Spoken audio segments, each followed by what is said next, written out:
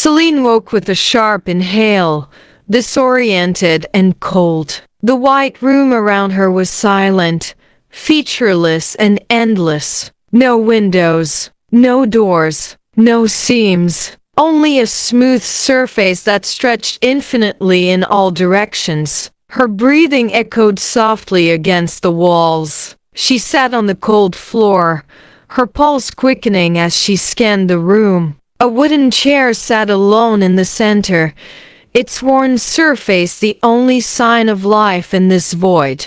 Across from it, a mirror was mounted on the wall, a long crack splitting it in two like a jagged scar. Celine rose, unsteady on her feet. "Hello?" No answer. She touched the walls. Solid, cold, unmoving. The mirror caught her attention again, its fractured surface warping her reflection. There was something wrong with the image, as if the crack moved just slightly when she blinked. A sound, a whisper, faint and distant. Her heart pounded harder. She stepped closer to the mirror, peering at the reflection more carefully. Was the crack spreading? When she pressed her fingers against the glass, the surface rippled. The whisper grew louder. Suddenly, a voice, soft, melodic, echoed through the void. "You need to remember." Celine stumbled back. The mirror pulsed again, and this time the crack deepened with a sharp snap. Her reflection shifted. It wasn't copying her anymore. It was watching. The fracture in the mirror twisted further, the reflection warping into unnatural shapes. Celine took a step back, heart racing as the image inside moved independently. The other version of her tilted its head slightly, a smile playing at the corners of its lips. Behind her reflection, another room seemed to flicker faintly within the glass. Not this empty void. A child's bedroom, softly lit, filled with stuffed animals. Celine blinked, and it was gone. "Who are you?" she whispered. The reflection didn't respond. It only smiled wider as the crack in the mirror expanded with another sharp snap. The whisper returned, louder now. "Remember." Celine spun around, scanning the blank walls. No doors, no way out. But something was different now. The space felt heavier, like the room itself was pressing in. The crack in the mirror spread again. The reflection leaned forward and whispered back, "You can't leave yet." The walls began to shift. At first, it was subtle.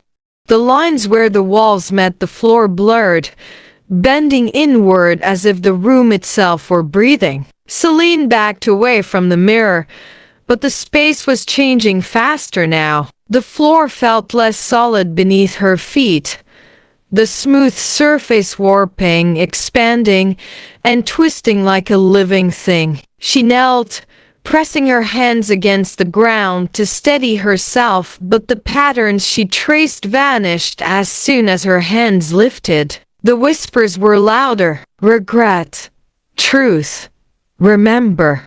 The crack in the mirror deepened further, the web of fractures now resembling veins spreading across its surface. Then the chair in the center of the room scraped back on its own. Celine spun, her breath catching. "Stop this!" she shouted. The mirror pulsed again, and then it shattered. Where the mirror had been, a door had formed. It wasn't a traditional door, it was jagged, shaped by the breakage of the glass. Beyond it was darkness.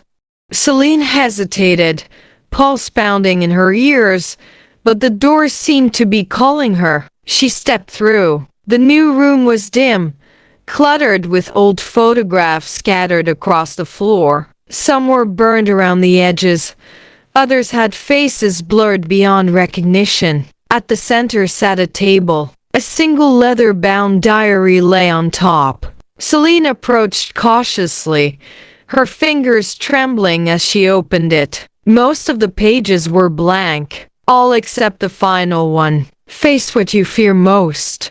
Suddenly, the whispers returned, louder and sharper, circling her like a storm. And from the shadows, the voice spoke again. Do you remember now? Celine turned. The mirror had reappeared. This time, her reflection was gone. Instead, her mother's face stared back, pale, hollow, lips trembling. Mom? Celine whispered, tears welling in her eyes. The reflection blinked, speaking without sound. Help me. Celine shook her head, stepping back as her breath hitched. You're not real. This can't be happening. The reflection distorted, twisting violently as the walls of the room pulsed with her accelerating heartbeat. You left me. Celine covered her ears. No, I didn't. Please stop this. But the walls only closed tighter. The space shrank. The air was stifling now, pressing against her chest. Celine's reflection returned, distorted, screaming silently.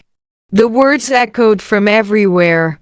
You need to remember. Celine felt the walls brushing against her skin, the pressure unbearable. She was running out of space. And then a crack. A thin fissure opened along the far wall. Without thinking, Celine pressed her hands against it, digging her fingers into the surface. The crack widened. She pushed harder, ignoring the pain as the skin on her fingertips tore. The wall gave way. A door, wooden, old. It opened with a creak, revealing the original white room again. But this time, the chair was gone. Instead, a single envelope rested on the floor. Celine knelt, unfolding the letter with trembling hands. You must forgive yourself.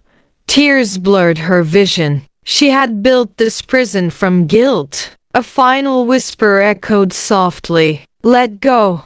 The walls dissolved. Light flooded in. Celine awoke in a hospital bed, rain pattering softly against the window. A nurse entered, offering a gentle smile. You've been asleep for a long time, Celine exhaled, lighter than she had felt in years. The house without doors was gone, and for the first time, she was free.